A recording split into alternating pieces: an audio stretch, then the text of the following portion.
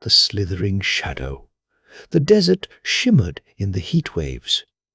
Conan the Cimmerian stared out over the aching desolation and involuntarily drew the back of his powerful hand over his blackened lips. He stood like a bronze image in the sand, apparently impervious to the murderous sun, though his only garment was a silk loincloth, girdled by a wide gold-buckled belt from which hung a sabre and a broad-bladed poniard. On his clean-cut limbs were evidences of scarcely healed wounds. At his feet rested a girl, one white arm clasping his knee, against which her blonde head drooped. Her white skin contrasted with his hard bronzed limbs. Her short silken tunic, low-necked and sleeveless, girdled at the waist, emphasized rather than concealed her lithe figure. Conan shook his head, blinking. The sun's glare half blinded him. He lifted a small canteen from his belt and shook it, scowling at the faint splashing within. The girl moved wearily, whimpering. "Oh, Conan, we shall die here. I am so thirsty." The Cimmerian growled wordlessly, glaring truculently at the surrounding waste, with outthrust jaw and blue eyes smouldering savagely from under his black, tousled mane, as if the desert were a tangible enemy. He stooped and put the canteen to the girl's lips. "Drink till I tell you to stop, Natala," he commanded. She drank with little panting gasps, and he did not check her. Only when the canteen was empty did she realize that he had deliberately allowed her to drink all their water supply, little enough that it was. Tears sprang to her eyes. "Oh, Conan," she wailed, wringing her hands, "why did you let me drink it all? I did not know. Now there is none for you."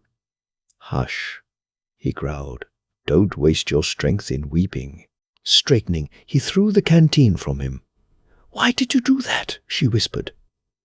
He did not reply, standing motionless and immobile, his fingers closing slowly about the hilt of his sabre. He was not looking at the girl. His fierce eyes seemed to plumb the mysterious purple hazes of the distance. Endowed with all the barbarian's ferocious love of life and instinct to live, Conan the Cimmerian yet knew that he had reached the end of his trail. He had not come to the limits of his endurance, but he knew another day under the merciless sun in those waterless wastes would bring him down. As for the girl, she had suffered enough. Better a quick, painless sword stroke than the lingering agony that faced him. Her thirst was temporarily quenched. It was a false mercy to let her suffer until delirium and death brought relief. Slowly, he slid the sabre from its sheath. He halted suddenly, stiffening. Far out on the desert to the south, something glimmered through the heat waves. At first he thought it was a phantom, one of the mirages which had mocked and maddened him in that accursed desert. Shading his sun-dazzled eyes, he made out spires and minarets and gleaming walls. He watched it grimly, waiting for it to fade and vanish. Natala had ceased to sob. She struggled to her knees and followed his gaze. "Is it a city, Conan?" she whispered, too fearful to hope. "Or is it but a shadow?" The Cimmerian did not reply for a space. He closed and opened his eyes several times. He looked away, then back.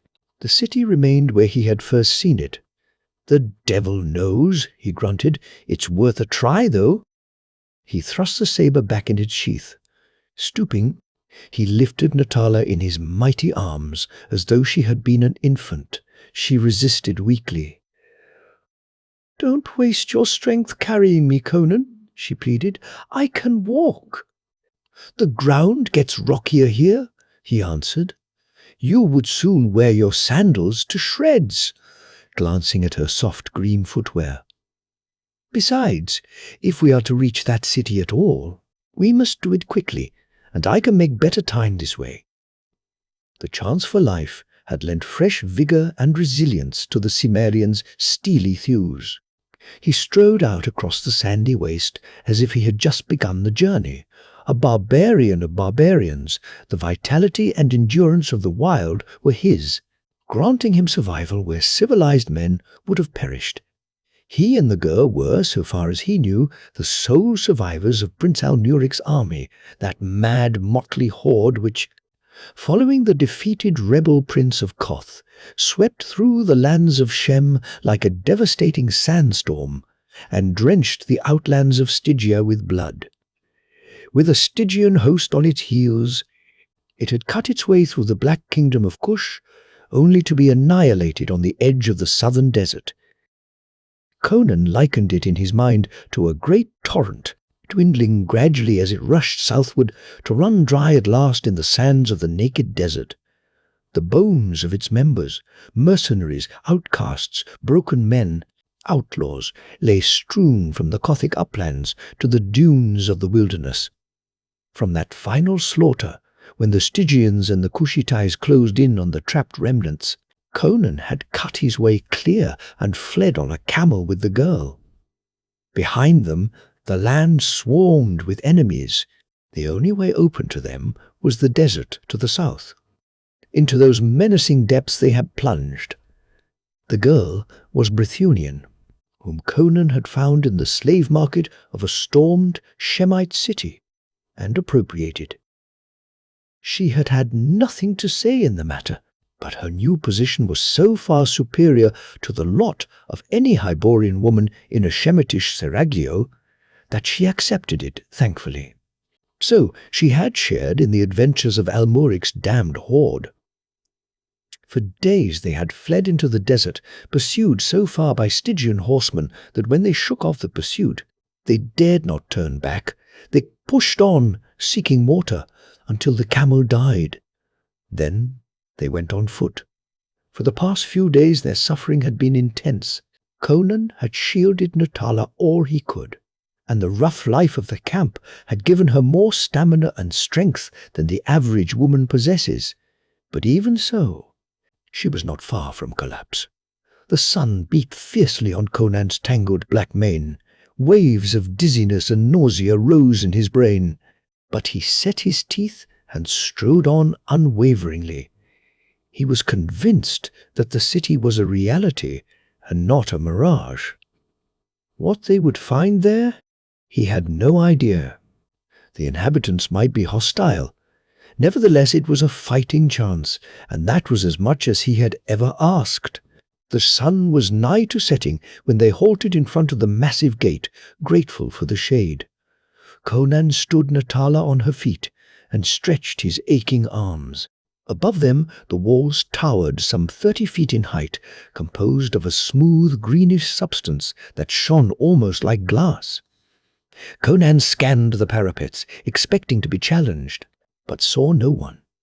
Impatiently he shouted and banged on the gate with his saber hilt, but only the hollow echoes mocked him. Natala cringed close to him, frightened by the silence. Conan tried the portal and stepped back, drawing his saber as it swung silently inward. Natala stifled a cry. "Oh, look, Conan!" Just inside the gate lay a human body. Conan glared at it narrowly, then looked beyond it. He saw a wide open expanse, like a court, bordered by the arched doorways of houses composed of the same greenish material as the outer walls. These edifices were lofty and imposing, pinnacled with shining domes and minarets. There was no sign of life among them. In the center of the court rose the square curb of a well, and the sight stung Conan, whose mouth felt caked with dry dust. Taking Natala's wrist, he drew her through the gate and closed it behind them. "Is he dead?" she whispered, shrinkingly indicating the man who lay limply before the gate. The body was that of a tall, powerful individual, apparently in his prime. The skin was yellow, the eyes slightly slanted. Otherwise, the man differed little from the Hyborian type. He was clad in high, strapped sandals and a tunic of purple silk, and a short sword in a cloth of gold scabbard hung from his girdle. Conan felt his flesh. It was cold. There was no sign of life in the body. "Not a wound on him," grunted the Cimmerian, "but he's dead as Almuric, with 40 Stygian arrows in him." In Crom's name, let's see to the well. If there's water in it, we'll drink, dead men or no." There was water in the well, but they did not drink of it. Its level was a good 50 feet below the curb, and there was nothing to draw it up with. Conan cursed blackly, maddened by the sight of the stuff just out of his reach, and turned to look for some means of obtaining it. Then a scream from Natala brought him about. The supposedly dead man was rushing upon him, eyes blazing with indisputable life, his short sword gleaming in his hand. Conan cursed amazedly, but wasted no time in conjecture. He met the hurtling attacker with a slashing cut of his saber that sheared through flesh and bone. The fellow's head thudded on the flags, the body staggered drunkenly, an arch of blood jetting from the severed jugular. Then it fell heavily. Conan glared down, swearing softly. "This fellow is no deader now than he was a few minutes agone. Into what madhouse have we strayed?" Natala, who had covered her eyes with her hands at the sight, peeked between her fingers and shook with fear. "Oh, Conan! Will the people of the city not kill us because of this?" "Well," he growled, "this creature would have killed us if I hadn't lopped off his head." He glanced at the archways that gaped blankly from the green walls above them. He saw no hint of movement, heard no sound. "I don't think anyone saw us," he muttered. "I'll hide the evidence." He lifted the limp carcass by its sword belt with one hand, and grasping the head by its long hair in the other, he half carried, half dragged the ghastly remains over to the well.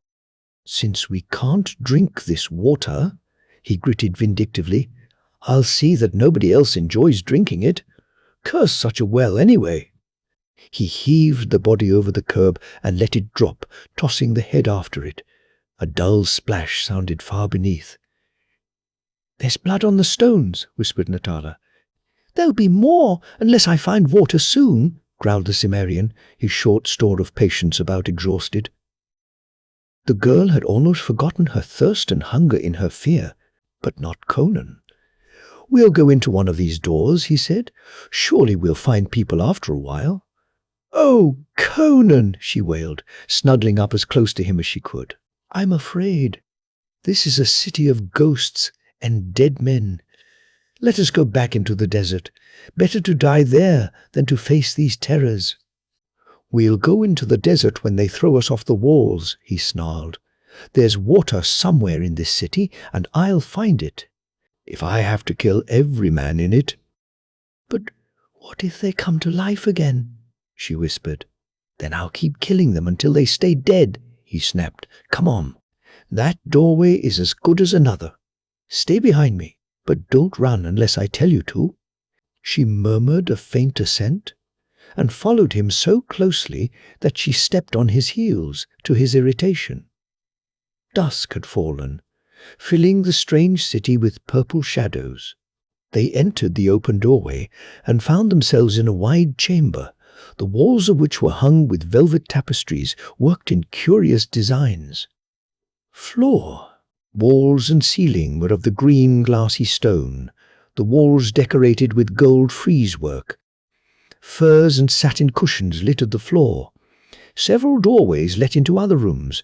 They passed through and traversed several chambers, counterparts of the first. They saw no one, but the Cimmerian grunted suspiciously. "Someone was here not long ago." "This couch is still warm from contact with a human body. That silk cushion bears the imprint of someone's hips. Then there's a faint scent of perfume lingering in the air. A weird, unreal atmosphere hung over all. Traversing this dim, silent palace was like an opium dream. Some of the chambers were unlighted, and these they avoided. Others were bathed in a soft, weird light that seemed to emanate from jewels set in the walls in fantastic designs. Suddenly, as they passed into one of these illumined chambers, Natala cried out and clutched her companion's arm. With a curse he wheeled, glaring for an enemy, bewildered because he saw none. "What's the matter?" he snarled. If you ever grab my sword arm again, I'll skin you. Do you want me to get my throat cut? What were you yelling about?" "Look there," she quavered, pointing. Conan grunted. On a table of polished ebony stood golden vessels, apparently containing food and drink. The room was unoccupied. "Well, whoever this feast is prepared for," he growled. "You have to look elsewhere tonight." "Dare we eat it, Conan?" ventured the girl nervously. "The people might come upon us and—" "Lia and Mananan Maklira," he swore, grabbing her by the nape of her neck and thrusting her into a gilded chair at the end of the table with no great ceremony. "We starve, and you make objections." "Eat." He took the chair at the other end, and seizing a jade goblet, emptied it at a gulp. It contained a crimson wine-like liquor of a peculiar tang, unfamiliar to him, but it was like nectar to his parched gullet. His thirst allayed, he attacked the food before him with rare gusto. It too was strange to him, exotic fruits and unknown meats. The vessels were of exquisite workmanship, and there were golden knives and forks as well. These Conan ignored, grasping the meat joints in his fingers and tearing them with his strong teeth. The Cimmerian's table manners were rather wolfish at any time. His civilized companion ate more daintily, but just as ravenously. It occurred to Conan that the food might be poisoned, but the thought did not lessen his appetite. He preferred to die of poisoning rather than starvation. His hunger satisfied, he leaned back with a deep sigh of relief. That there were humans in that silent city was evidenced by the fresh food, and perhaps every dark corner concealed a lurking enemy. But he felt no apprehension on that score, having a large confidence in his own fighting ability. He began to feel sleepy, and considered the idea of stretching himself on a nearby couch for a nap. Not so Natala. She was no longer hungry and thirsty, but she felt no desire to sleep. Her lovely eyes were very wide indeed as she timidly glanced at the doorways, boundaries of the unknown. The silence and mystery of the strange place preyed on her. The chamber seemed larger, the table longer than she had first noticed, and she realized that she was farther from her grim protector than she wished to be. Rising quickly, she went around the table and seated herself on his knee, glancing nervously at the arched doorways. Some were lighted, and some were not, and it was at the unlighted ones she gazed longest. "We have eaten, drunk, and rested," she urged. "Let us leave this place, Conan. It's evil. I can feel it." "Well, we haven't been harmed so far," he began, when a soft but sinister rustling brought him about. Thrusting the girl off his knee, he rose with the quick ease of a panther, drawing his saber, facing the doorway from which the sound had seemed to come. It was not repeated, and he stole forward noiselessly, Natala following with her heart in her mouth. She knew he suspected peril. His outthrust head was sunk between his giant shoulders. He glided forward in a half-crouch, like a stalking tiger. He made no more noise than a tiger would have made. At the doorway he halted, Natala peering fearfully from behind him. There was no light in the room, but it was partially illuminated by the radiance behind them, which streamed across it into yet another chamber. And in this chamber a man lay on a raised dais. The soft light bathed him, and they saw he was a counterpart of the man Conan had killed before the outer gate, except that his garments were richer, and ornamented with jewels which twinkled in the uncanny light. Was he dead, or merely sleeping? Again came that faint, sinister sound, as if someone had thrust aside a hanging. Conan drew back, drawing the clinging Natala with him. He clapped his hand over her mouth just in time to check her shriek. From where they now stood, they could no longer see the dais, but they could see the shadow it cast on the wall behind it. And now another shadow moved across the wall, a huge, shapeless black blot. Conan felt his hair prickle curiously as he watched. Distorted though it might be, He felt that he had never seen a man or beast which cast such a shadow. He was consumed with curiosity, but some instinct held him frozen in his tracks. He heard Natala's quick, panting gasps as she stared with dilated eyes. No other sound disturbed the tense stillness. The great shadow engulfed that of the dais. For a long instant only, its black bulk was thrown on the smooth wall. Then slowly it receded, and once more the dais was etched darkly against the wall. But the sleeper was no longer upon it. An hysterical gurgle rose in Natala's throat, and Conan gave her an admonitory shake. He was aware of an iciness in his own veins. Human foes he did not fear. Anything understandable, however grisly, caused no tremors in his broad breast. But this was beyond his ken. After a while, however, his curiosity conquered his uneasiness, and he moved out into the unlighted chamber again, ready for anything. Looking into the other room, he saw it was empty. The dais stood as he had first seen it, except that no bejeweled human lay thereon.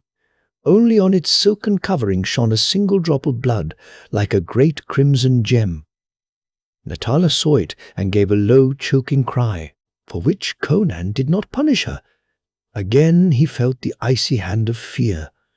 On that dais a man had lain. Something had crept into the chamber and carried him away.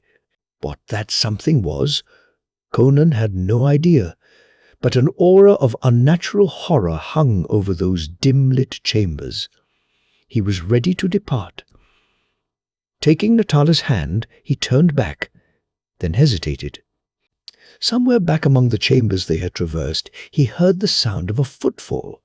A human foot, bare or softly shod, had made that sound, and Conan, with the wariness of a wolf, turned quickly aside. He believed he could come again into the outer court, and yet avoid the room from which the sound had appeared to come. But they had not crossed the first chamber on their new route, when the rustle of a silken hanging brought them about suddenly. Before a curtained alcove stood a man, eyeing them intently.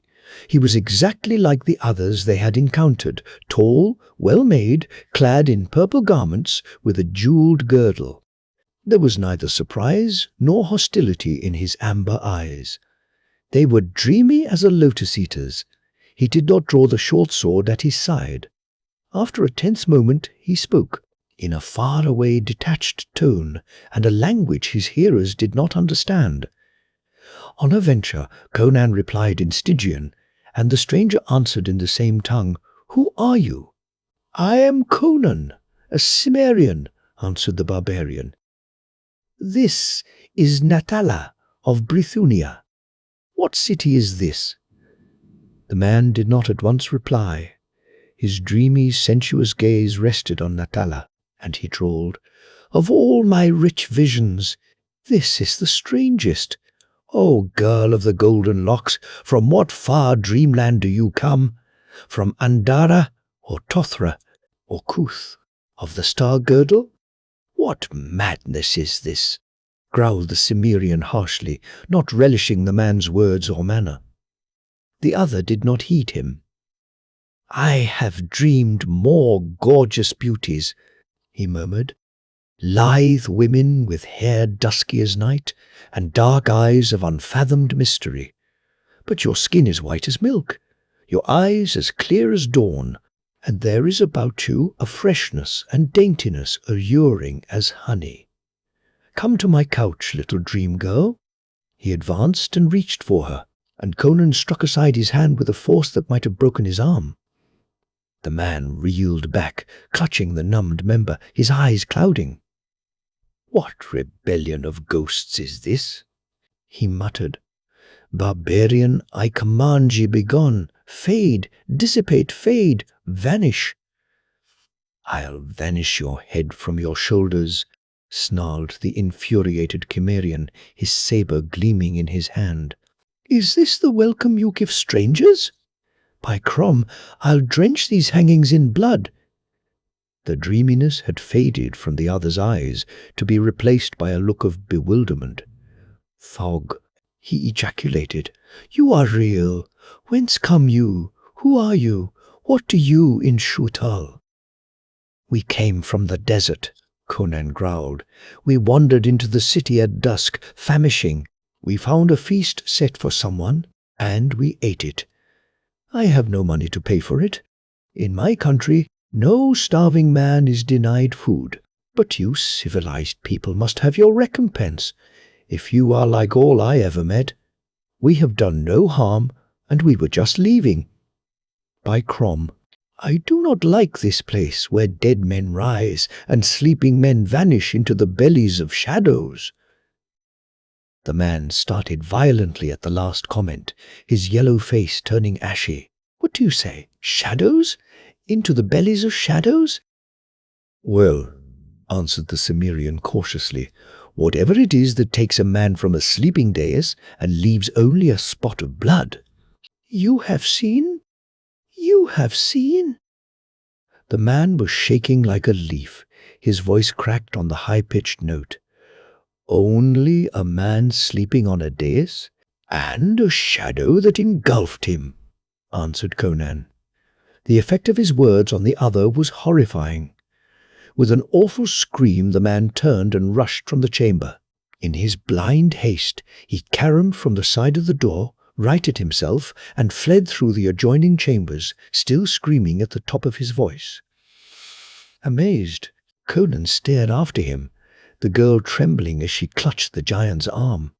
They could no longer see the flying figure, but they still heard his frightful screams dwindling in the distance and echoing as from vaulted roofs. Suddenly, one cry, louder than the others, rose and broke short, followed by blank silence. Crom! Conan wiped the perspiration from his forehead with a hand that was not entirely steady. Surely this is a city of the mad. Let's get out of here before we meet other madmen. It is all a nightmare, whimpered Natala. We are dead and damned. We died out on the desert and are in hell. We are disembodied spirits. Ow! Her yelp was induced by a resounding spank from Conan's open hand. You're no spirit when a pat makes you yell like that, he commented, with the grim humour which frequently manifested itself at inopportune times. We are alive, though we may not be if we loiter in this devil-haunted pile. Come. They had traversed but a single chamber when again they stopped short. Someone or something was approaching. They faced the doorway whence the sounds came, waiting for they knew not what. Conan's nostrils widened and his eyes narrowed. He caught the faint scent of the perfume he had noticed earlier in the night. A figure framed itself in the doorway. Conan swore under his breath. Natala's red lips opened wide. It was a woman who stood there staring at them in wonder. She was tall, lithe, shaped like a goddess, clad in a narrow girdle crusted with jewels. A burnished mass of night-black hair set off the whiteness of her ivory body. Her dark eyes, shaded by long, dusky lashes, were deep with sensuous mystery. Conan caught his breath at her beauty, and Natala stared with dilated eyes. The Cimmerian had never seen such a woman. Her facial outline was Stygian, but she was not dusky-skinned like the Stygian women he had known. Her limbs were like alabaster. But when she spoke, in a deep, rich, musical voice, it was in the Stygian tongue. "Who are you? What do you in Shutal? Who is that girl?" "Who are you?" bluntly countered Conan, who quickly wearied of answering questions. "I am Thalis the Stygian," she replied. "Are you mad to come here?" "I've been thinking I must be," he growled. "By Crom, if I am sane, I'm out of place here. Because these people are all maniacs. We stagger in from the desert, dying of thirst and hunger, and we come upon a dead man who tries to stab me in the back. We enter a palace rich and luxuriant, yet apparently empty. We find a meal set, but with no feasters. Then we see a shadow devour a sleeping man." He watched her narrowly, and saw her change color slightly. "Well, what?" she demanded, apparently regaining control of herself. "I was just waiting for you to run through the rooms, howling like a wild woman," he answered. "The man I told about the shadow did." She shrugged her slim ivory shoulders. "That was the screams I heard then. Well, to every man his fate, and it's foolish to squeal like a rat in a trap. When Thog wants me, he will come for me." "Who is Thog?" demanded Conan suspiciously. She gave him a long, appraising stare that brought color to Natala's face and made her bite her small red lip. "Sit down on that divan and I will tell you," she said. "But first tell me your names." "I am Conan, a Cimmerian, and this is Natala, a daughter of Bithunia," he answered. "We are refugees of an army destroyed on the borders of Kush, but I am not desirous of sitting down where black shadows might steal up on my back." With a light musical laugh, she seated herself, stretching out her supple limbs with studied abandon. "Be at ease," she advised. "If Thog wishes you, he will take you wherever you are. That man you mentioned, who screamed and ran, did you not hear him give one great cry and then fall silent? In his frenzy, he must have run full into that which he sought to escape. No man can avoid his fate." Conan grunted non-committally, but he sat down on the edge of a couch, his saber across his knees, his eyes wandering suspiciously about the chamber. Natala nestled against him, clutching him jealously, her legs tucked up under her. She eyed the stranger woman with suspicion and resentment.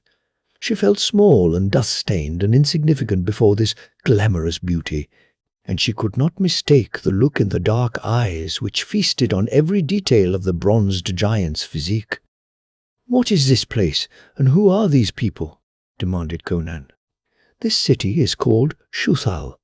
It is very ancient. It is built over an oasis, which the founders of Shuthal found in their wanderings. They came from the east, so long ago that not even their descendants remember the age. Surely there are not many of them. These palaces seem empty." "No, and yet more than you might think. The city is really one great palace, with every building inside the walls closely connected with the others. You might walk among these chambers for hours and see no one. At other times you would meet hundreds of the inhabitants." "How is that?" Conan inquired uneasily. This savoured too strongly of sorcery for comfort. "Much of the time these people lie in sleep. Their dream life is as important, and to them as real, as their waking life. You have heard of the Black Lotus? In certain pits of the city it grows. Through the ages they have cultivated it until, instead of death, its juice induces dreams, gorgeous and fantastic. In these dreams they spend most of their time. Their lives are vague, erratic, and without plan. They dream, they wake, drink, love, eat, and dream again. They seldom finish anything they begin, but leave it half completed and sink back again into the slumber of the Black Lotus. That meal you found. Doubtless one awoke, felt the urge of hunger, prepared the meal for himself, then forgot about it, and wandered away to dream again." "Where do they get their food?" interrupted Conan. "I saw no fields or vineyards outside the city. Have they orchards and cattle pens within the walls?" She shook her head. "They manufacture their own food out of the primal elements. They are wonderful scientists when they are not drugged with their dream flower. Their ancestors were mental giants who built this marvelous city in the desert, and though the race became slaves to their curious passions, some of their wonderful knowledge still remains. Have you wondered about these lights? They are jewels fused with radium. You rub them with your thumb to make them glow, and rub them again, the opposite way, to extinguish them. That is but a single example of their science. But much they have forgotten. They take little interest in waking life, choosing to lie most of the time in death, like sleep. Then the dead man at the gate, began Conan, was doubtless slumbering. Sleepers of the lotus are like the dead. Animation is apparently suspended. It is impossible to detect the slightest sign of life.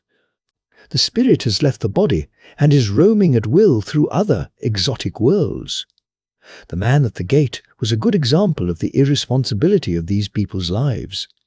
He was guarding the gate, where custom decrees a watch be kept, though no enemy has ever advanced across the desert. In other parts of the city you would find other guards, generally sleeping as soundly as the man at the gate. Conan mulled over this for a space. Where are the people now? Scattered in different parts of the city, lying on couches, on silken divans, in cushion-littered alcoves, on fur-covered daïses, all wrapped in the shining veil of dreams. Conan felt the skin twitch between his massive shoulders. It was not soothing to think of hundreds of people lying cold and still throughout the tapestried palaces, their glassy eyes turned unseeingly upward. He remembered something else. What of the thing that stole through the chambers and carried away the man on the dais? A shudder twitched her ivory limbs. That was Thog, the ancient, the god of Shuthal, who dwells in the sunken dome in the center of the city. He has always dwelt in Shuthal. Whether he came here with the ancient founders, or was here when they built the city, none knows, but the people of Shuthal worship him. Mostly he sleeps below the city, but sometimes at irregular intervals he grows hungry. And then he steals through the secret corridors and the dim-lit chambers seeking prey. Then none is safe. Natala moaned with terror and clasped Conan's mighty neck as if to resist an effort to drag her from her protector's side. "Crom!" he ejaculated aghast. "You mean to tell me these people lie down calmly and sleep with this demon crawling among them?" "It is only occasionally that he is hungry," she repeated. "A god must have his sacrifices. When I was a child in Stygia, the people lived under the shadow of the priests. None ever knew when he or she would be seized and dragged to the altar. What difference whether the priests give a victim to the gods, or the god comes for his own victim?" "Such is not the custom of my people," Conan growled, "nor of Natala's either. The Hyborians do not sacrifice humans to their god, Mitra. And as for my people, by Crom, I'd like to see a priest try to drag a Cimmerian to the altar. There'd be blood spilt, but not as the priest intended." "You are a barbarian," laughed Thalis, but with a glow in her luminous eyes. "Thog is very ancient and very terrible." "These folk must be either fools or heroes," grunted Conan, "to lie down and dream their idiotic dreams, knowing they might awaken in his belly." She laughed. "They know nothing else. For untold generations Thog has preyed on them. He has been one of the factors which have reduced their numbers from thousands to hundreds. A few more generations, and they will be extinct, and Thog must either fare forth into the world for new prey, or retire to the underworld whence he came so long ago. They realize their ultimate doom, but they are fatalists, incapable of resistance or escape. Not one of the present generation has been out of sight of these walls. There is an oasis, a day's march to the south. I have seen it on the old maps their ancestors drew on parchment, but no man of Shuthal has visited it for 3 generations, much less made any attempt to explore the fertile grasslands which the maps show lying another day's march beyond it. They are a fast-fading race, drowned in lotus dreams, stimulating their waking hours by means of the golden wine which heals wounds, prolongs life, and invigorates the most sated debauchee. Yet they cling to life and fear the deity they worship. You saw how one went mad at the knowledge that Thog was roving the palaces. I have seen the whole city screaming and tearing its hair, and running frenziedly out of the gates, to cower outside the walls and draw lots to see which would be bound and flung back through the arched doorways to satisfy Thog's lust and hunger. Were they not all slumbering now, the word of his coming would send them raving and shrieking again through the outer gates. "Oh, Conan," begged Natala hysterically, "let us flee." "In good time," muttered Conan, his eyes burning on Thalis's ivory limbs. "What are you, a Stygian woman, doing here?" "I came here when a young girl," she answered, leaning lithely back against the velvet divan and intertwining her slender fingers behind her dusky head. "I am the daughter of a king, no common woman, as you can see by my skin, which is as white as that of your little blonde there. I was abducted by a rebel prince who, with an army of Cushite bowmen, pushed southward into the wilderness, searching for a land he could make his own. He and all his warriors perished in the desert, but one, before he died, placed me on a camel and walked beside it until he dropped and died in his tracks. The beast wandered on, and I finally passed into delirium from thirst and hunger, and awakened in this city. They told me I had been seen from the walls early in the dawn, lying senseless beside a dead camel. They went forth and brought me in and revived me with their wonderful golden wine, and only the sight of a woman would have led them to have ventured that far from their walls. They were naturally much interested in me, especially the men. As I could not speak their language, they learned to speak mine. They are very quick and able of intellect. They learned my language long before I learned theirs, but they were more interested in me than in my language. I have been, and am, the only thing for which a man of them will forgo his lotus, dreams for a space." She laughed wickedly, flashing her audacious eyes meaningly at Conan. "Of course the women are jealous of me," she continued tranquilly. "They are handsome enough in their yellow-skinned way, but they are dreamy and uncertain as the men, and these latter like me, not only for my beauty, but for my reality. I am no dream. Though I have dreamed the dreams of the lotus, I am a normal woman with earthly emotions and desires. With such, these moon-eyed yellow women cannot compare. That is why it would be better for you to cut that girl's throat with your saber, before the men of Shuthal waken and catch her. They will put her through paces she never dreamed of. She is too soft to endure what I have thrived on. I am a daughter of Laksha, and before I had known 15 summers, I had been led through the temples of Derketo, the dusky goddess, and had been initiated into the mysteries. Not that my first years in Shuthal were years of unmodified pleasure. The people of Shuthal have forgotten more than the priestesses of Derketo ever dreamed. They live only for sensual joys. Dreaming or waking, their lives are filled with exotic ecstasies beyond the ken of ordinary men. "Damned degenerates," growled Conan. "It is all in the point of view," smiled Thalis lazily. "Well," he decided, "we're merely wasting time. I can see this is no place for ordinary mortals. We'll be gone before your morons awake, or Thog comes to devour us. I think the desert would be kinder." Natala, whose blood had curdled in her veins at Thalis's words, fervently agreed.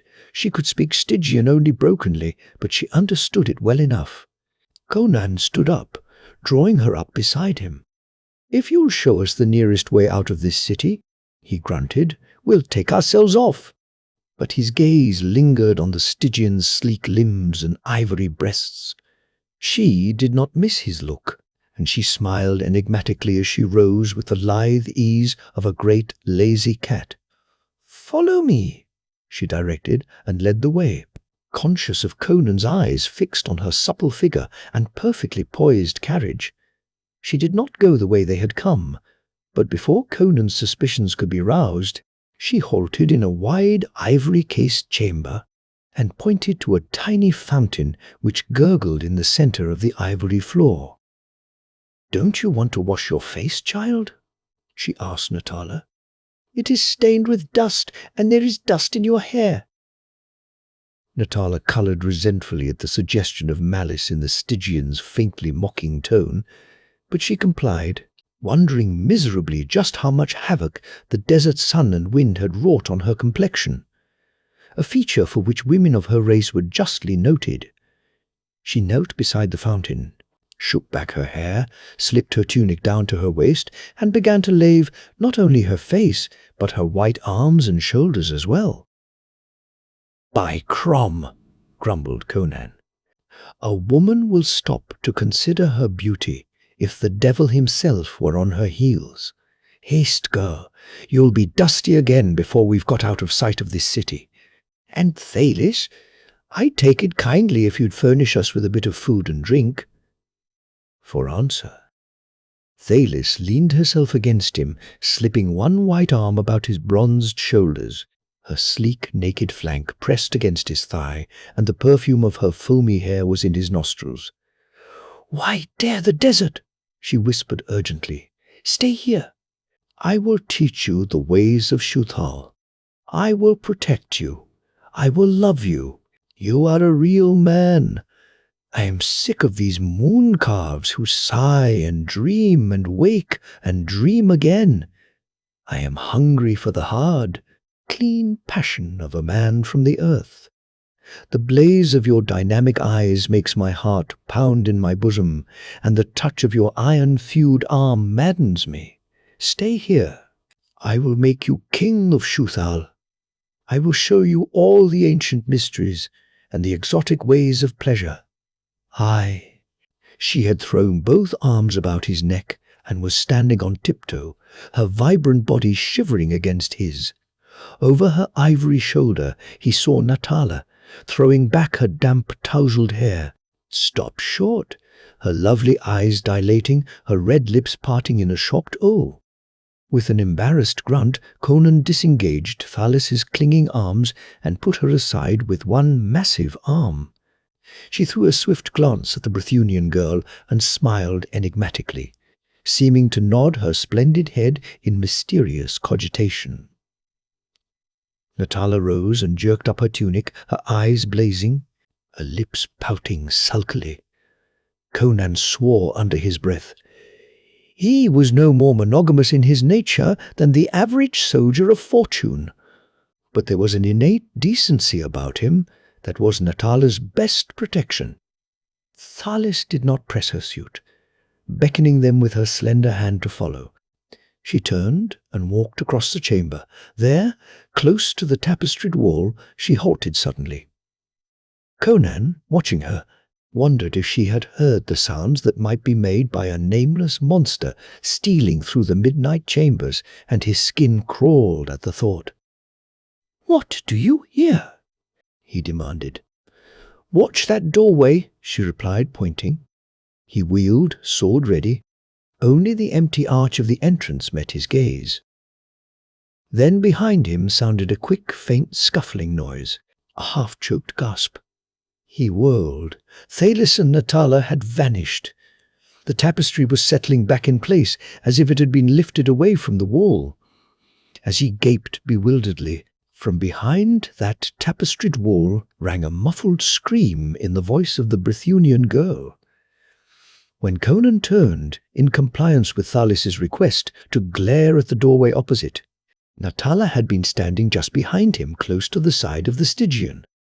The instant the Cimmerian's back was turned, Thalis, with a pantherish quickness almost incredible, clapped her hand over Natala's mouth, stifling the cry she tried to give. Simultaneously, the Stygian's other arm was passed about the blonde girl's supple waist, and she was jerked back against the wall, which seemed to give way as Thalis's shoulder pressed against it. A section of the wall swung inward, and through a slit that opened in the tapestry, Thalis slid with her captive just as Conan wheeled back. Inside was utter blackness as the secret door swung to again. Thalis paused to fumble at it for an instant, apparently sliding home a boat, and as she took her hand from Natala's mouth to perform this act, the Brythunian girl began to scream at the top of her voice. Thalis's laugh was like poisoned honey in the darkness. "Scream if you will, little fool. It will only shorten your life." At that, Natala ceased suddenly and cowered, shaking in every limb. "Why did you do this?" she begged. "What are you going to do?"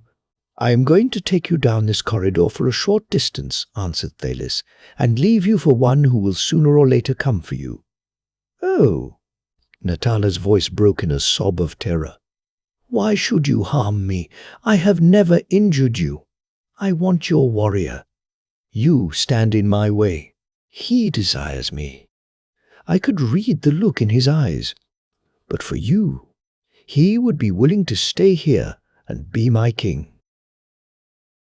"When you are out of the way, he will follow me. He will cut your throat," answered Natala with conviction, knowing Conan better than Thalis did. "We shall see," answered the Stygian coolly, from the confidence of her power over men. "At any rate, you will not know whether he stabs or kisses me, because you will be the bride of him who dwells in darkness. Come." Half mad with terror, Natala fought like a wild thing, but it availed her nothing. With a lithe strength she would not have believed possible in a woman, Thalis picked her up and carried her down the black corridor as if she had been a child. Natala did not scream again, remembering the Stygian's sinister words. The only sounds were her desperate quick panting and Thalis's soft, taunting, lascivious laughter. Then the Brythunian's fluttering hand closed on something in the dark, a jewelled dagger hilt jutting from Thalis's gem-crusted girdle. Natala jerked it forth and struck blindly and with all her girlish power. A scream burst from Thalis's lips, feline in its pain and fury. She reeled, and Natala slipped from her relaxing grasp to bruise her tender limbs on the smooth stone floor. Rising, she scurried to the nearest wall and stood there panting and trembling, flattening herself against the stones. She could not see Thalis, but she could hear her. The Stygian was quite certainly not dead. She was cursing in a steady stream, and her fury was so concentrated and deadly that Natala felt her bones turn to wax, her blood to ice. "Where are you, you little she-devil?" gasped Thalis. "Let me get my fingers on you again, and I'll—" Natala grew physically sick as Thalis described the bodily injuries she intended to inflict on her rival. The Stygian's choice of language would have shamed the toughest courtesan in Aquilonia. Natala heard her groping in the dark, and then a light sprang up. Evidently, whatever fear Thalis felt of the black corridor was submerged in her anger. The light came from one of the radium gems which adorned the walls of Shuthal. This Thalis had rubbed, and now she stood, bathed in its reddish glow, a light different from that which the others had emitted. One hand was pressed to her side, and blood trickled between the fingers. But she did not seem weakened or badly hurt, and her eyes blazed fiendishly. What little courage remained to Natala ebbed away at sight of the Stygian standing limbed in that weird glow, her beautiful face contorted with a passion that was no less than hellish. She now advanced with a pantherish tread, drawing her hand away from her wounded side, and shaking the blood drops impatiently from her fingers. Natala saw that she had not badly harmed her rival. The blade had glanced from the jewels of Thalis's girdle, and inflicted only a very superficial flesh wound, only enough to rouse the Stygian's unbridled fury. "Give me that dagger, you fool!"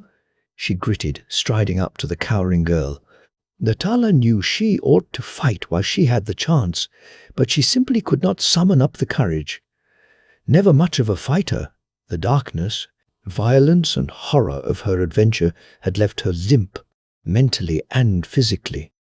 Thalis snatched the dagger from her lax fingers and threw it contemptuously aside.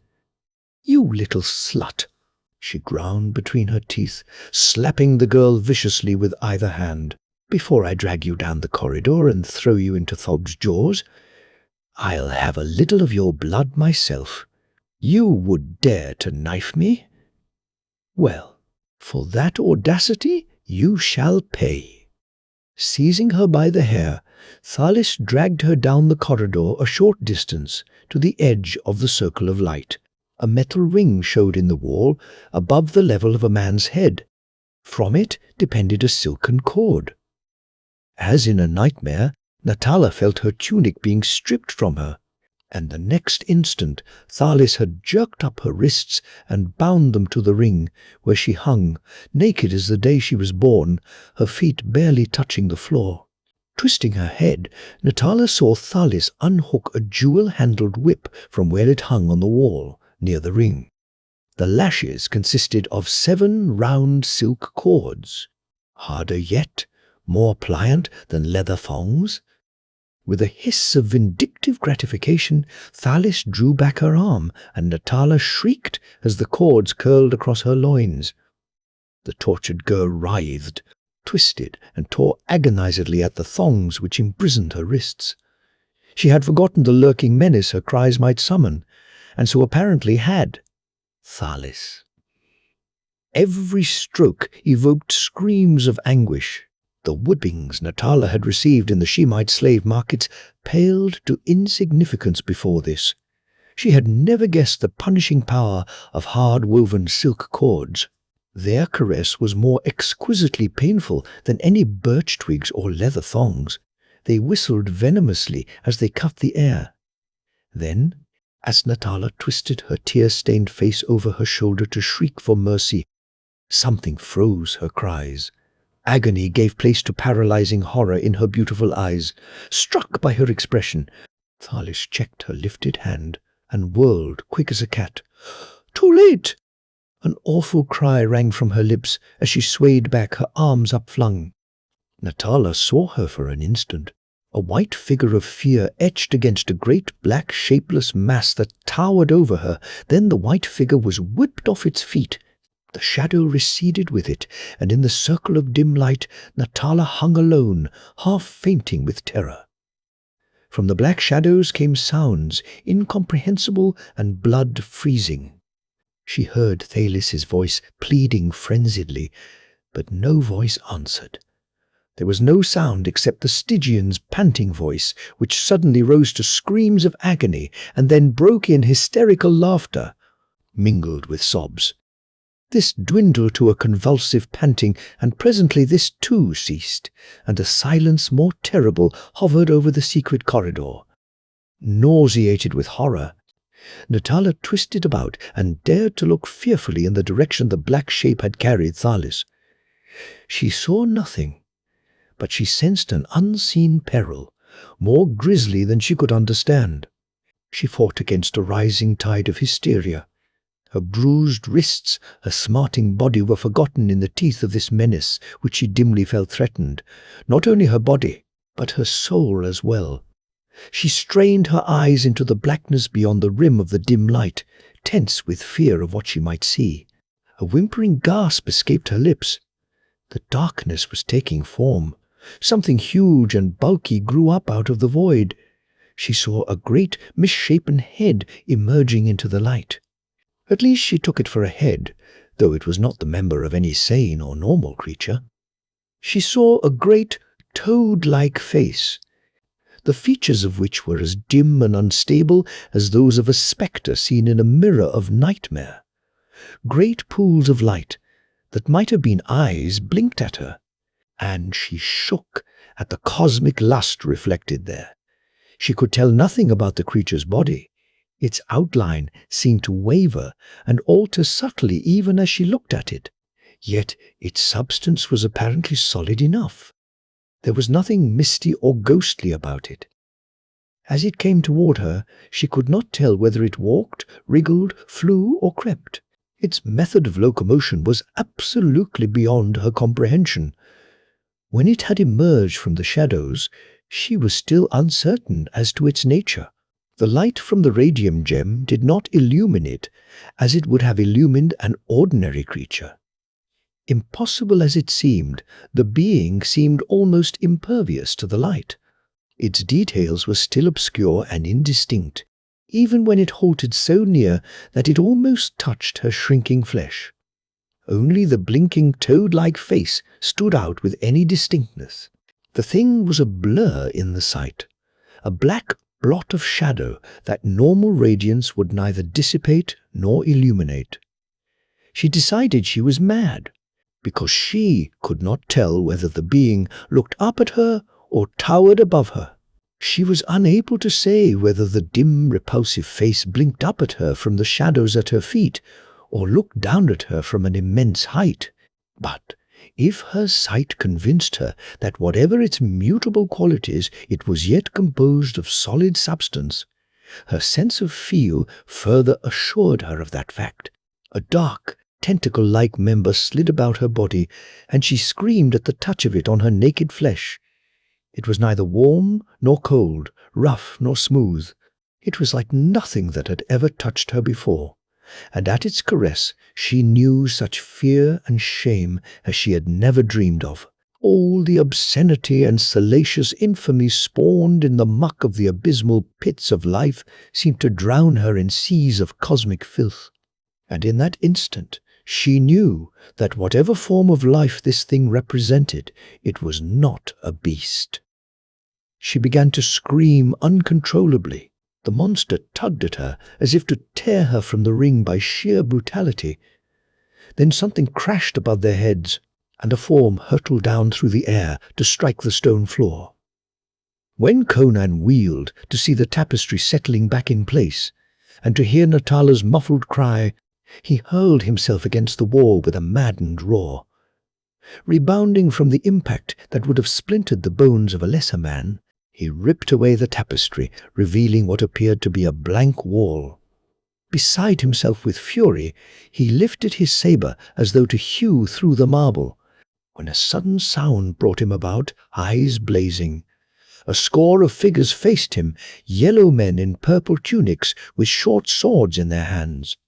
As he turned, they surged in on him with hostile cries. He made no attempt to conciliate them. Maddened at the disappearance of his sweetheart, the barbarian reverted to type. A snarl of bloodthirsty gratification hummed in his bull-throat as he leaped, and the first attacker, his short sword overreached by the whistling saber, went down with his brains gushing from his split skull. Wheeling like a cat, Conan caught a descending wrist on his edge, and the hand gripping the short sword flew into the air, scattering a shower of red drops. But Conan had not paused or hesitated. A pantherish twist and shift of his body avoided the blundering rush of two yellow swordsmen, and the blade of one, missing its objective, was sheathed in the breast of the other. A yell of dismay went up at this mischance, and Conan allowed himself a short bark of laughter as he bounded aside from a whistling cut and slashed under the guard of yet another man of Shuthal. A long spurt of crimson followed his singing edge, and the man crumpled screaming, his belly muscles cut through. The warriors of Shuthal howled like mad wolves. Unaccustomed to battle, they were ridiculously slow and clumsy compared to the tigerish barbarian, whose motions were blurs of quickness possible only to steel thews knit to a perfect fighting brain. They floundered and stumbled. Hindered by their own numbers, they struck too quick or too soon and cut only empty air. He was never motionless or in the same place an instant, springing, sidestepping, whirling, twisting. He offered a constantly shifting target for their swords, while his own curved blade sang death about their ears. But whatever their faults, the men of Shuthal did not lack courage. They swarmed about him, yelling and hacking, and through the arched doorways rushed others, awakened from their slumbers by the unwonted clamour. Conan, bleeding from a cut on the temple, cleared a space for an instant with a devastating sweep of his dripping saber and cast a quick glance about for an avenue of escape. At that instant he saw the tapestry on one of the walls drawn aside, disclosing a narrow stairway.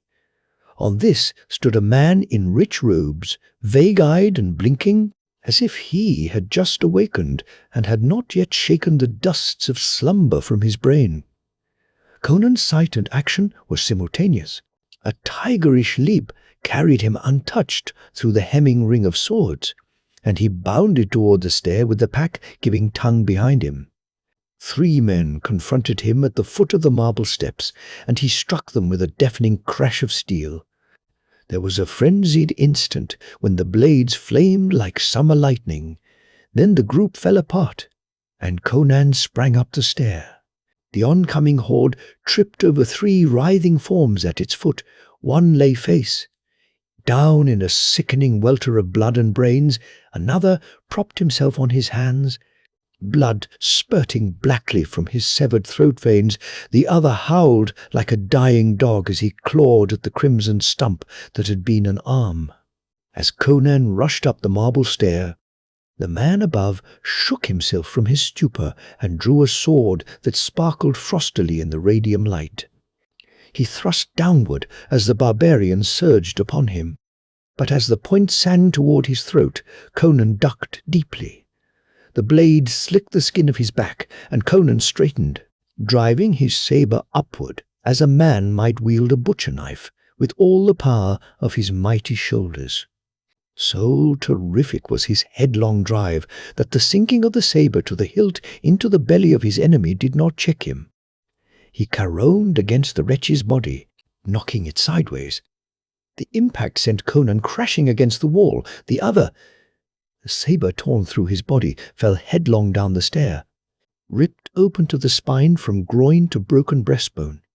In a ghastly mess of screaming entrails, the body tumbled against the men rushing up the stairs, bearing them back with it.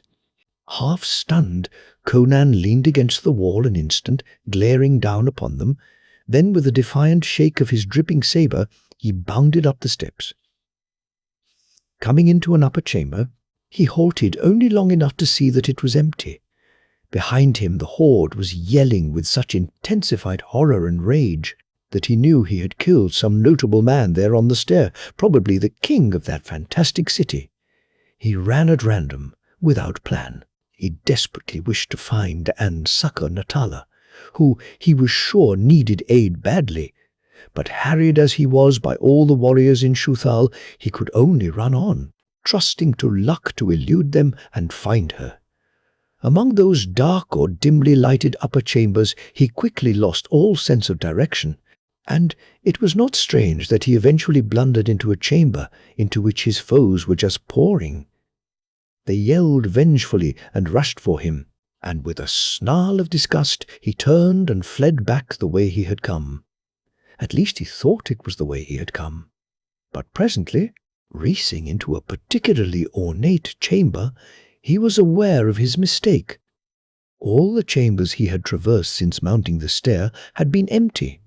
This chamber had an occupant, who rose up with a cry as he charged in. Conan saw a yellow-skinned woman, loaded with jeweled ornaments but otherwise nude, staring at him with wide eyes. So much he glimpsed as she raised her hand and jerked a silken rope hanging from the wall. Then the floor dropped from under him, and all his steel-trap coordination could not save him from the plunge into the black depths that opened beneath him. He did not fall any great distance, though it was far enough to have snapped the leg bones of a man not built of steel springs and whalebone. He hit cat-like on his feet, and one hand instinctively retaining his grasp on his saber hilt. A familiar cry rang in his ears as he rebounded on his feet, as a lynx rebounds with snarling bared fangs. "So, Conan," glaring from under his tousled mane, saw the white, naked figure of Natala writhing in the lustful grasp of a black nightmare shape that could have only been bred in the lost pits of hell. The sight of that awful shape alone might have frozen the Cimmerian with fear. In juxtaposition to his girl, the sight sent a red wave of murderous fury through Conan's brain. In a crimson mist he smote the monster. It dropped the girl, wheeling toward its attacker, and the maddened Cimmerian saber, shrilling through the air, sheared clear through the black viscous bulk and rang on the stone floor, showering blue sparks. Conan went to his knees from the fury of the blow. The edge had not encountered the resistance he had expected. As he bounded up, the thing was upon him. It towered above him like a clinging black cloud. It seemed to flow about him in almost liquid waves, to envelop and engulf him. His madly slashing saber sheared through it again and again. His ripping poniard tore and rent it. He was deluged with a slimy liquid that must have been its sluggish blood. Yet its fury was nowise abated. He could not tell whether he was slashing off its members or whether he was cleaving its bulk, which knit behind the slicing blade. He was tossed to and fro in the violence of that awful battle, and had a dazed feeling that he was fighting not one, but an aggregation of lethal creatures. The thing seemed to be biting, clawing, crushing, and clubbing him all at the same time. He felt fangs and talons rend his flesh. Flabby cables that were yet hard as iron encircled his limbs and body, and worse than all, something like a whip of scorpions fell again and again across his shoulders, back and breast, tearing the skin and filling his veins with a poison that was like liquid fire. They had rolled beyond the circle of light, and it was in utter blackness that the Cimmerian battled. Once he sank his teeth, beast-like, into the flabby substance of his foe, revolting, as the stuff writhed and squirmed like living rubber from between his iron jaws. In that hurricane of battle, they were rolling over and over, farther and farther down the tunnel. Conan's brain reeled with the punishment he was taking. His breath came in whistling gasps between his teeth. High above him he saw a great toad-like face, dimly limned in an eerie glow that seemed to emanate from it. And with a panting cry that was half curse, half gasp of straining agony, he lunged toward it, thrusting with all his waning power. Hilt deep, the saber sank somewhere below the grisly face, and a convulsive shudder heaved the vast bulk that half enveloped the Cimmerian. With a volcanic burst of contraction and expansion, it tumbled backward, rolling now with frantic haste down the corridor. Conan went with it, bruised, battered, invincible, hanging on like a bulldog to the hilt of his saber, which he could not withdraw, tearing and ripping at the shuddering bulk with the poniard in his left hand, goring it to ribbons. The thing glowed all over now with a weird phosphorus radiance, and this glow was in Conan's eyes, blinding him. As suddenly the heaving, billowing mass fell away from beneath him, the saber tearing loose and remaining in his locked hand. This hand and arm hung down into space, and far below him the glowing body of the monster was rushing downward like a meteor. Conan dazedly realized that he lay on the brink of a great round well, the edge of which was slimy stone. He lay there watching the hurtling glow, dwindling and dwindling until it vanished into a dark, shining surface that seemed to surge upward to meet it. For an instant, a dimming witch-fire glimmered in those dusky depths. Then it disappeared, and Conan lay staring down into the blackness of the ultimate abyss from which no sound came. Straining vainly at the silk cords which cut into her wrists, Natala sought to pierce the darkness beyond the radiant circle. Her tongue seemed frozen to the roof of her mouth. Into that blackness she had seen Conan vanish, locked in mortal combat with the unknown demon.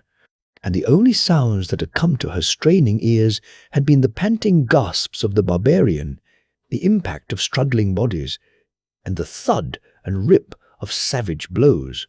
These ceased, and Natala swayed dizzily on her cords, half fainting. A footstep roused her out of her apathy of horror to see Conan emerging from the darkness. At the sight she found her voice in a shriek which echoed down the vaulted tunnel. The manhandling the Cimmerian had received was appalling to behold. At every step he dripped blood. His face was skinned and bruised as if he had been beaten with a bludgeon. His lips were pulped, and blood oozed down his face from a wound in his scalp. There were deep gashes in his thighs, calves and forearms, and great bruises showed on his limbs and body from impacts against the stone floor. But his shoulders, back, and upper breast muscles had suffered most. The flesh was bruised, swollen, and lacerated, the skin hanging in loose strips as if he had been lashed with wire whips. "Oh, Conan," she sobbed, "what has happened to you?" He had no breath for conversation, but his smashed lips writhed in what might have been grim humor as he approached her. His hairy breast, glistening with sweat and blood, heaved with his panting. Slowly and laboriously he reached up and cut her cords, then fell back against the wall and leaned there, his trembling legs braced wide. She scrambled up from where she had fallen and caught him in a frenzied embrace, sobbing hysterically. "Oh, Conan, you are wounded unto death." "Oh, what shall we do?" "Well," he panted, "you can't fight a devil out of hell and come off with a whole skin." "Where is it?" she whispered. "Did you kill it?" "I don't know. It fell into a pit. It was hanging in bloody shreds, but whether it can be killed by steel, I know not." "Oh, your poor back," she wailed, wringing her hands. "It lashed me with a tentacle," he grimaced, swearing as he moved. "It cut like wire and burned like poison, but it was its damnable squeezing that got my wind. It was worse than a python. If half my guts are not mashed out of place, I'm much mistaken." "What shall we do?" she whimpered. He glanced up. The trap was closed. No sound came from above. "We can't go back through the secret door," he muttered. "That room is full of dead men, and doubtless warriors keep watch there. They must have thought my doom sealed when I plunged through the floor above, or else they dare not follow me into this tunnel. Twist that radium gem off the wall." As I groped my way back up the corridor, I felt arches opening into other tunnels. "We'll follow the first we come to. It may lead to another pit, or to the open air. We must chance it. We can't stay here and rot." Natala obeyed, and holding the tiny point of light in his left hand and his bloody saber in his right, Conan started down the corridor. He went slowly, stiffly, only his animal vitality keeping him on his feet. There was a blank glare in his bloodshot eyes, and Natala saw him involuntarily lick his battered lips from time to time. She knew his suffering was ghastly, but with the stoicism of the wilds he made no complaint. Presently the dim light shone on a black arch, and into this Conan turned. Natala cringed at what she might see, but the light revealed only a tunnel similar to that they had just left. How far they went, she had no idea. Before they mounted a long stair and came upon a stone door, fastened with a golden bolt. She hesitated, glancing at Conan. The barbarian was swaying on his feet, the light in his unsteady hand flinging fantastic shadows back and forth along the wall. "Open the door, girl," he muttered thickly. "The men of Shutal will be waiting for us, and I would not disappoint them. By Crom, the city has not seen such a sacrifice as I will make." She knew he was half delirious. No sound came from beyond the door. Taking the radium gem from his blood-stained hand, she threw the bolt and drew the panel inward. The inner side of a cloth of gold tapestry met her gaze, and she drew it aside and peeked through, her heart in her mouth. She was looking into an empty chamber in the center of which a silvery fountain tinkled. Conan's hand fell heavily on her naked shoulder. "Stand aside, girl," he mumbled. "Now is the feasting of swords." "There is no one in the chamber," she answered, "but there is water." "I hear it." He licked his blackened lips. "We will drink before we die." He seemed blinded. She took his darkly stained hand and led him through the stone door. She went on tiptoe, expecting a rush of yellow figures through the arches at any instant. "Drink while I keep watch," he muttered. "No, I am not thirsty. Lie down beside the fountain, and I will bathe your wounds. What of the swords of Shuthal? He continually raked his arm across his eyes, as if to clear his blurred sight. I hear no one. All is silent. He sank down gropingly and plunged his face into the crystal jet, drinking as if he could not get enough.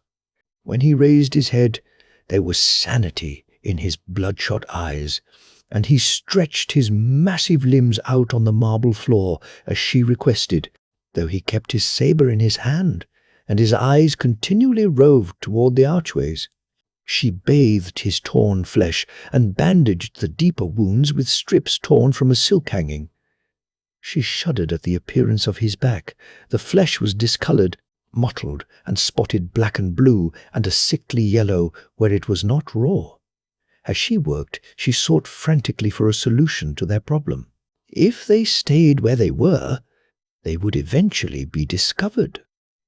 Whether the men of Shuthal were searching the palaces for them, or had returned to their dreams, she could not know.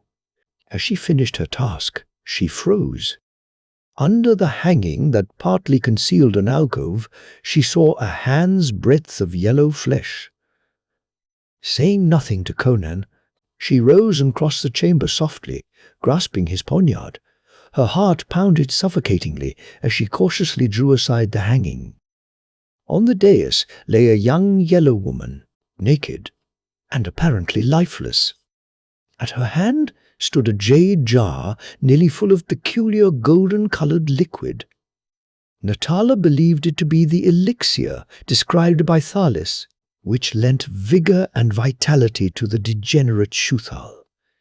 She leaned across the supine form and grasped the vessel, her poniard poised over the girl's bosom. The latter did not wake. With the jar in her possession, Natala hesitated, realizing it would be the safer course to put the sleeping girl beyond the power of waking and raising an alarm.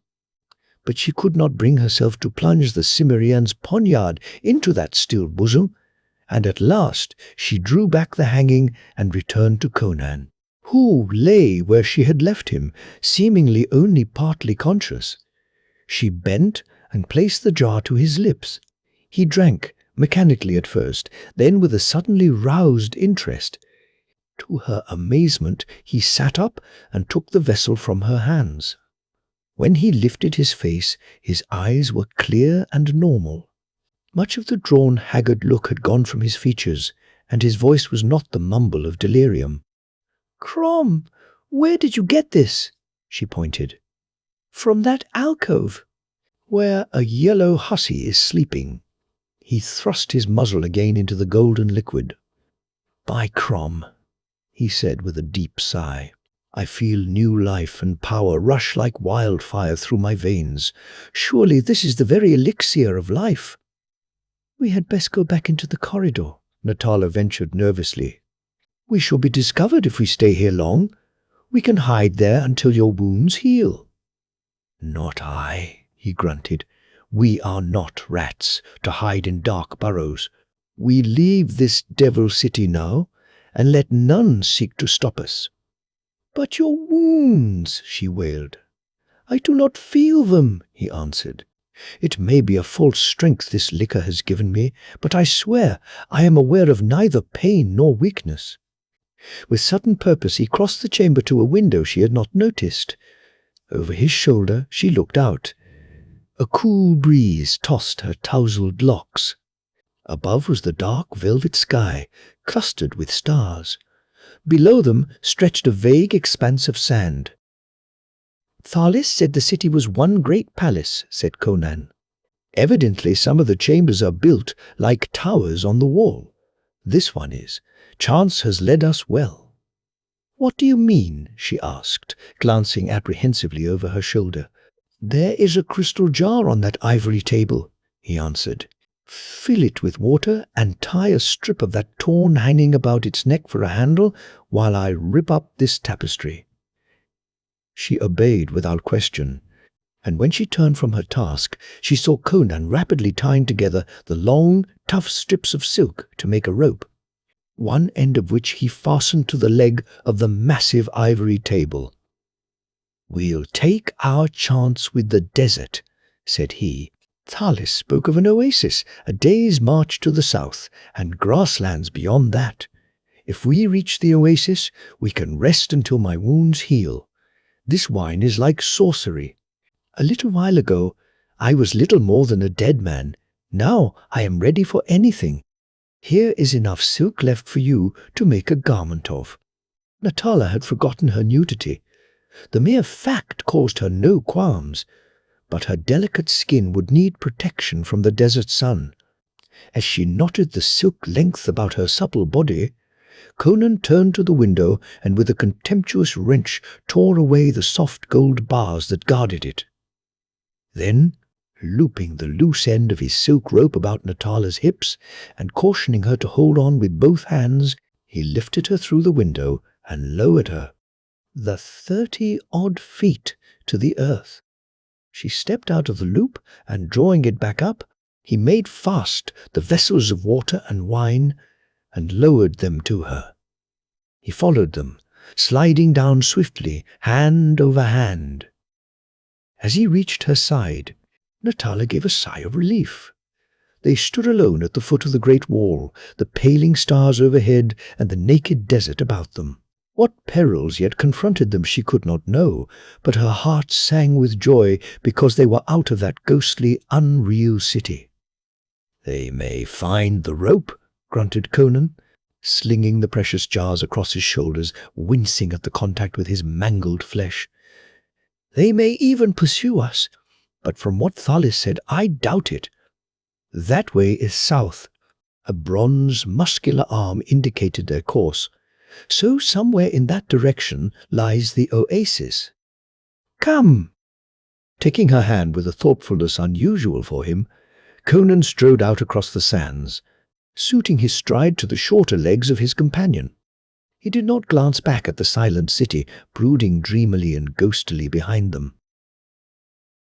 "Conan," Natala ventured finally, "when you fought the monster, and later, as you came up the corridor, did you see anything of Thalis?" He shook his head. "It was dark in the corridor, but it was empty. She shuddered. She tortured me, yet I pity her. It was a hot welcome we got in that accursed city," he snarled. Then his grim humor returned. "Well, they'll remember our visit long enough, I'll wager. There are brains and guts and blood to be cleaned off the marble tiles, and if their god still lives, he carries more boons than I. We got off light after all. We have wine and water, and a good chance of reaching a habitable country, though I look as if I've gone through a meat grinder and you have a sore." "It's all your fault," she interrupted.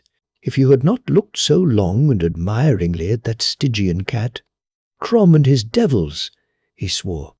"When the oceans drown the world, women will take time for jealousy. Devil take their conceit. Did I tell the Stygian to fall in love with me? After all, she was only human."